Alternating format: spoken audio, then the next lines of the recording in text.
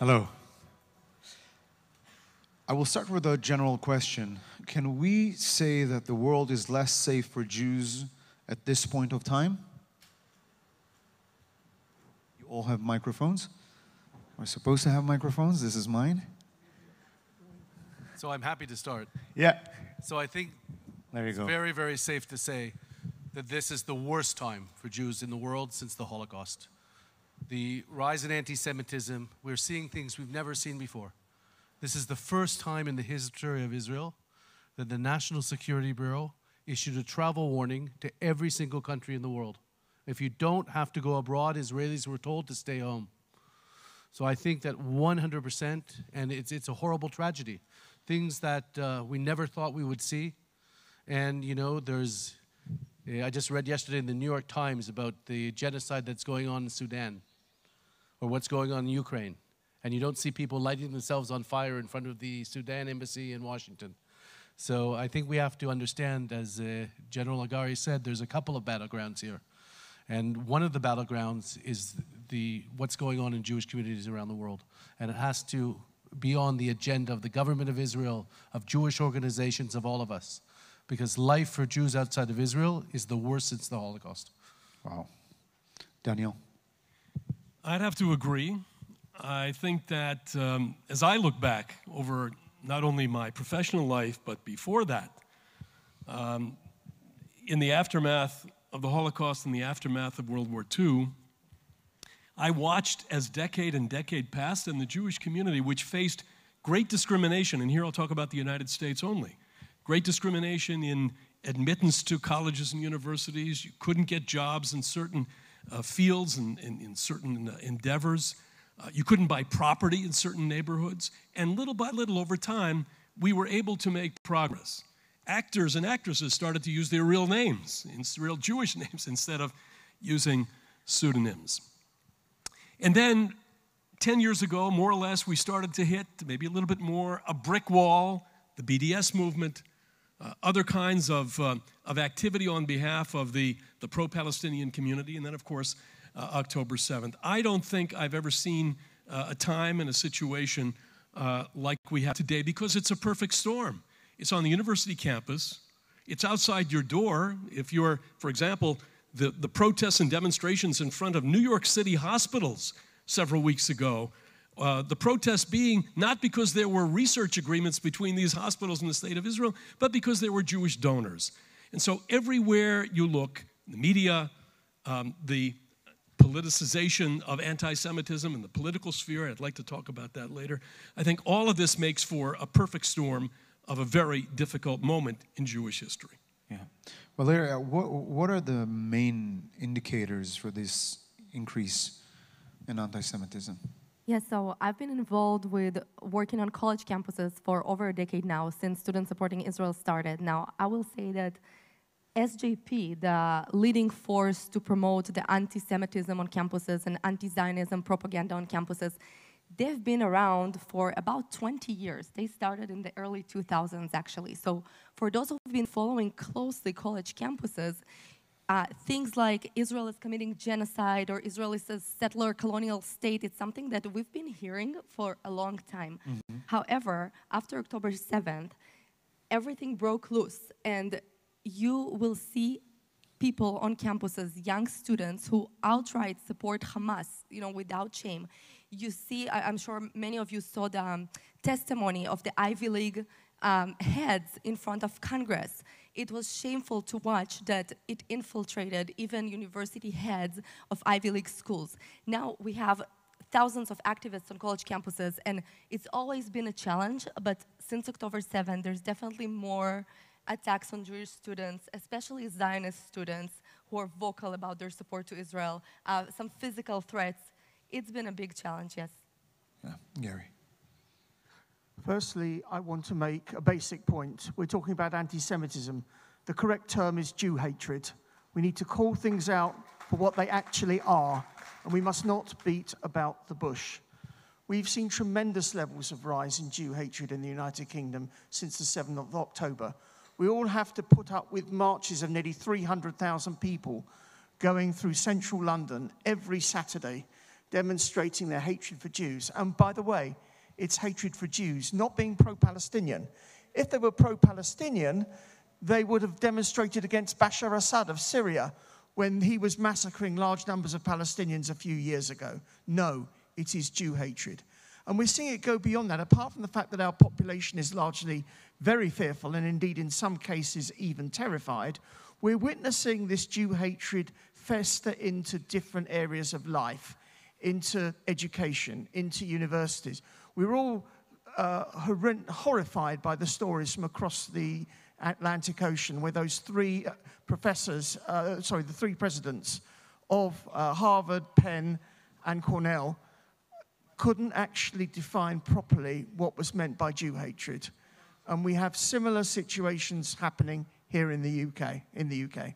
Thank you. MIT. Sorry, my apologies. And you know, about a week and a half ago, Sky News published some data on the number of anti-Semitic incidents. And the most interesting part of that caught my eye was that the highest increase was recorded immediately after the massacre. And I mean immediately after the massacre, before the ground entry into Gaza. So this is something that has nothing to do with what's going on now in Gaza. It's just, Josh, it means that someone saw the blood of Jews and said, okay, that's a nice idea.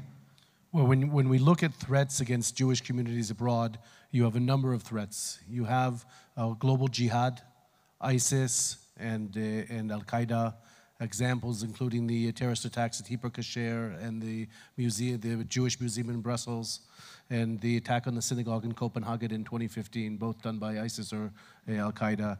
You have Iran and its proxies, like the attack in Varna on the tourist bus, which killed 6 Israelis in 2016. You have right-wing extremism, like the attack in Pittsburgh and San Diego, Christchurch and Halle. And you have classical anti-Semitism. 6 Jews have been killed. Anti-Semitism, not terror, since December 7th. And now you have a new threat, Hamas, outside of Israel. And so when you think about all these things together, we always see a spike when there's a war. We saw it in 2014, 2008-9. Every time there's a war in Israel, anti-Semitism rises. And it comes in addition to all the regular ongoing threats against Jews and Israelis abroad. But this data pointed exactly the difference that it started before the war began, before it actually began in Gaza. Yeah, but I think that the bombing campaign that went on for 3 weeks before the ground maneuver was seen as the war. I don't think anybody outside of Israel, all you have to do is watch Al Jazeera in English to see the hate. Every day the headlines are genocide in Gaza, and for them, the war started on October 8th when we started bombing. October 7th is irrelevant. For all the Jew haters that you talked about, it started on October 8th. For them, the 7th of October is completely irrelevant. That's right. You know, I think there's kind of a perverse resentment, to speak to the point that you're asking about. There's a perverse resentment. I would say, as I observe it, particularly in Europe, but not only in Europe. I'm not a psychologist or a psychiatrist. But, you know, all of these years that we have rightfully been reminding Europeans in particular and others that they sat by, they were apathetic, or worse, they collaborated in the Holocaust, we have continued to remind, as we need to do, remind them of what they did, of their role in not speaking out and in collaborating. And I think there's something going on here where the idea of flipping victim and victimizer is what we're seeing, and that's how it was able to be unleashed so quickly, apropos your question, which is basically to say, okay, we know that you were a victim during the Holocaust, but now you're victimizing the Palestinians. Hence, all of the issue about genocide, all of that smokescreen which is being raised here, I think has a lot to do with the fact that many feel that now our burden of guilt is lifted from us because of what Israel, read the Jews, are doing. And we have to hit back strongly against that. Definitely. Valeria, in France and London, it may be not new, but let's talk about what's going on in North America. My wife is originally from New York. Most of her family is still there. And they talk about a fear that they have never experienced before. What has changed? So I want to mention something that was someone raised in the earlier morning plenary, and it was about the generational gap. So there was a survey recently that talked about the public support in the United States for Israel. And it seems that overall, the general population supports Israel. But then when you break it down to generations, so you really see that the younger generation has less than 50% of people supporting Israel. Now, this is a huge problem for us because we're talking about the leaders that are going to be in Congress and the elected officials and the voters that are going to be influencing foreign policy in the next 10, 20, 30 years. So I think the change is really can be seen in this generational gap, and the younger generation is one that we need to very strongly target now with education, with exposing Hamas. Something that we've been doing a lot in SSI. We've been handing out the Hamas charter on college campuses for the past couple of years. We've been talking about going on the offense, which means let's raise the difficult points that it's sometimes hard to talk about, like payments to terrorists that the Palestinian Authority does, right? So let's try to put the other side on the defense and show these hard facts. And that's... but you're mentioning, I want to make some separation between not support Israel. You don't have to support Israel. But the other side is even, the problem is even bigger, because you see that those who are not support Israel support Hamas. This is something else. The fact that 50% of the people, or thousands or hundreds of thousands of people that are taking part in the demonstrations on Westminster Bridge call and support Hamas, this is a whole different story. The problems go back a long way, and I was touched by something Daniel said a moment ago about the Holocaust. We have too many, and it happens a great deal in the United Kingdom, inappropriate comparisons with the Holocaust and with Hitler. And these comparisons are not just being made by just ordinary people. They're made by people like the Archbishop of Canterbury, who compares the Holocaust with climate change. They're made by our Foreign Secretary, David Cameron, who compares Hitler with Putin. It is absolutely appalling where we're seeing the Holocaust is not properly understood, and that is one aspect from history. Going forward more to the present day, I'm sorry, but in the United Kingdom, children are just not being properly taught in school. Firstly, about the need for everyone to get on with each other, work with each other, live with each other. We're seeing Jews increasingly othered by people from other backgrounds, other races, and indeed, that is even supported by teachers at school.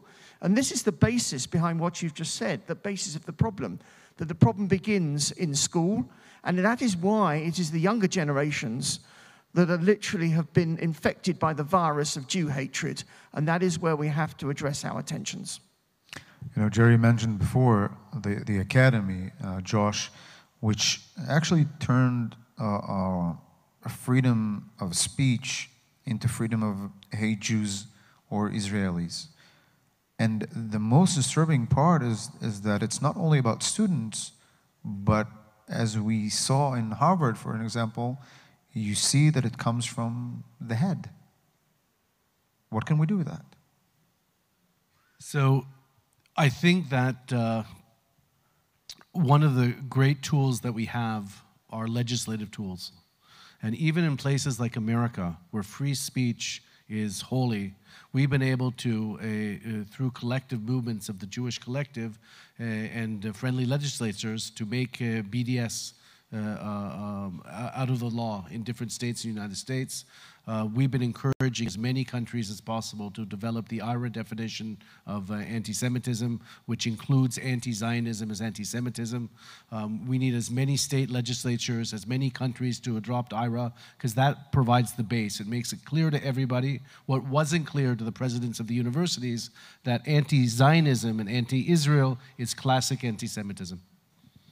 We're now beginning to see lawsuits, extremely important. Now we're hitting back. There's a lawsuit against Harvard.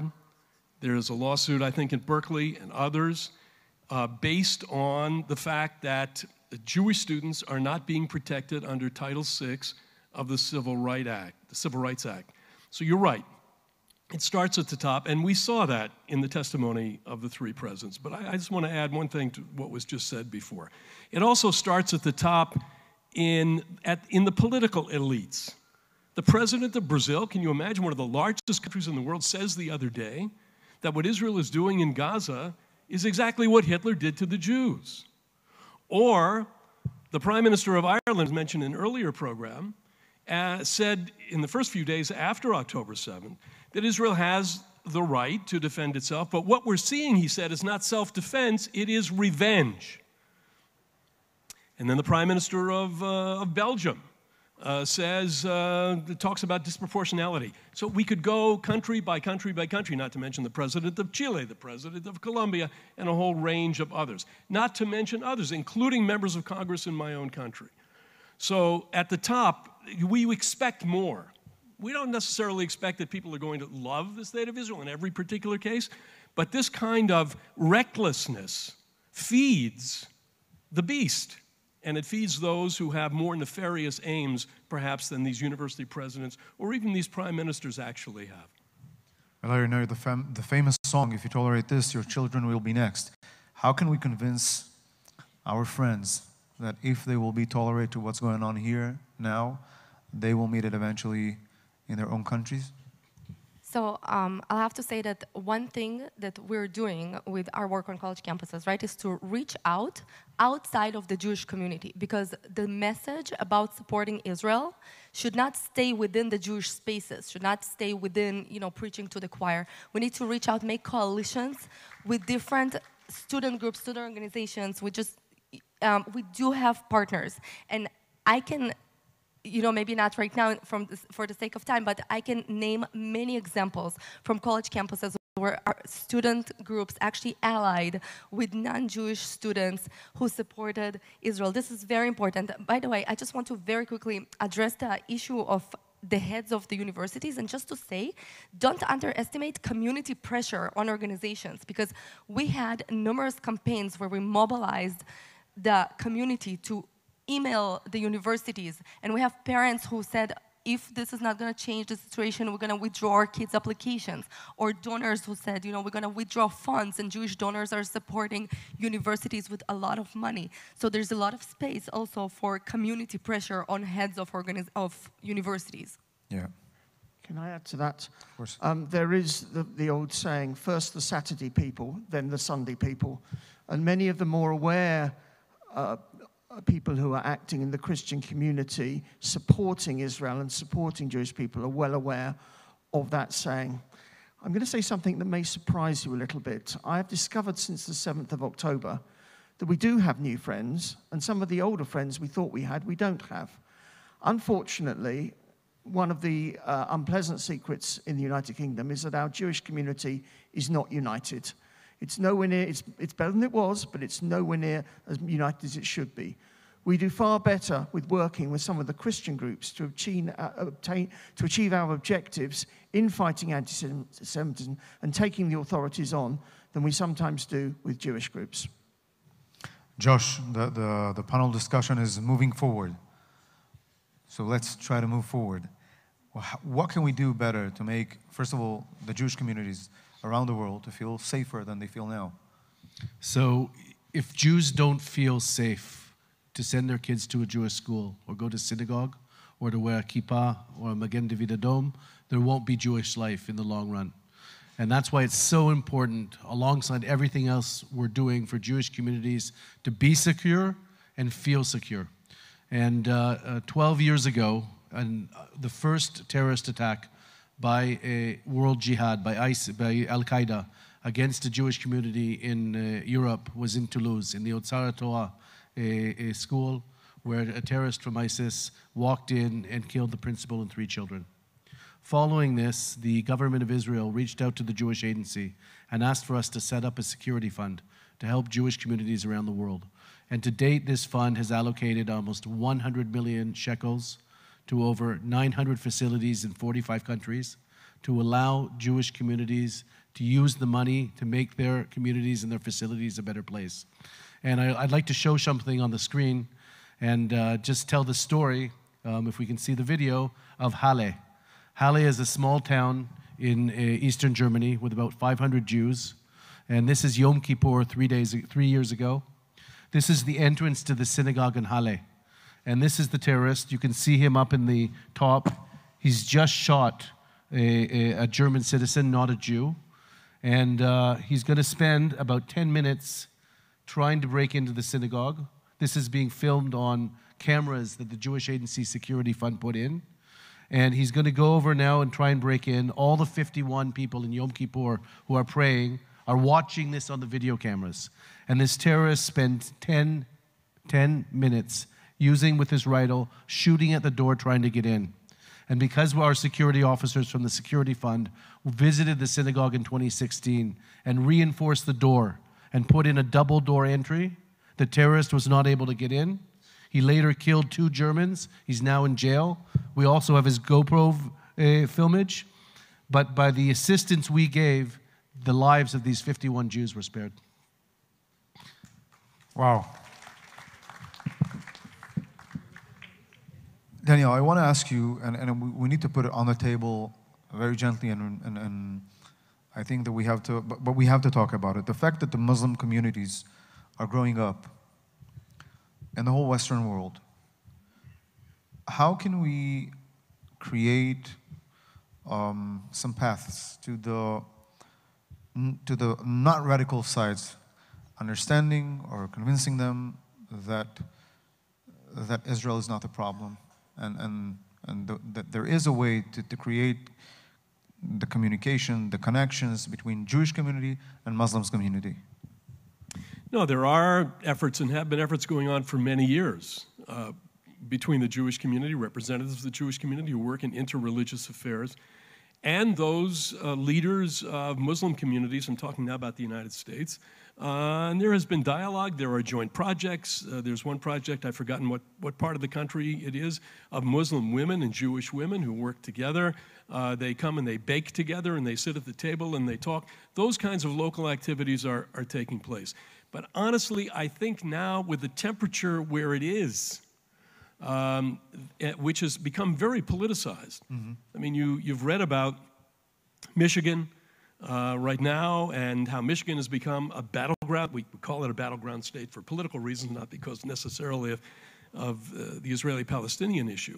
But this is now all mixed up in politics. So it's religion and politics and Middle East. I'm not sure that this is exactly the moment. We have to keep searching for those who want to engage and to discuss. On the other hand, we have to deal with sectors of that community that are incorrigible. And we have a number of organizations that are advancing the Palestinian narrative. You've heard of some of them, CARE and other organizations. And this really occupies a good deal of our time when, in fact, we should be spending time, if we had the opportunity, to sit down at the table and see where we can reach some common ground. But I don't think that time is, or that moment is right now. Yeah. And Valeria and Gray, last few sentences from you. We see the gaps between the leadership, the governments, and the people. And unfortunately, the pressure on the governments are coming from those communities that we've been talking about. Do we know how to deal with it? This pressure and these gaps between the government and the population? Yes, so I think, Students Supporting Israel mission is to be a clear and confident pro-Israel voice on campuses and to support students in grassroots activism. Now, grassroots activism, so operations on the ground, boots on the ground, have a tremendous effect because we can mobilize people to campaign. I'll tell you just from working with the students. So, for example, after October 7th, a big rally at the mall in Washington, D.C. was mobilized by the grassroots activists on October 8th, less than 24 hours. So there's a lot of work that can be done. And I have to say also that for the grassroots, though, to be successful, the people need to be educated about what is it that they're fighting for. And it was also mentioned in a previous panel, but I give a lot of lectures about Zionism, and I sometimes start this lecture with the young kids and ask, who can raise your hand if you define yourself as Zionist? And not all Jewish students, believe it or not, raise their hands. which is a problem. We need 100% of Jewish young students and kids to know what is it they're fighting for, to be able to mobilize and put pressure on the high-ups. Yeah. I think we need to identify the problem of Islamism and not be frightened of it. Fundamentalist Islam is the greatest threat to the Jewish community, and it's also a huge threat to the non-Jewish community as well. Yes, I completely agree with Danielle about the importance of education and also about the importance of enforcing the law wherever we can and taking legal action. But we have to confront what is our biggest single issue. And at the moment, in today's world, it is fundamentalist Islam who wants us all dead. Thank you. Very optimistic. This is something to finish with. Thank you very much. We want to thank you all. Thank you for being part of this session.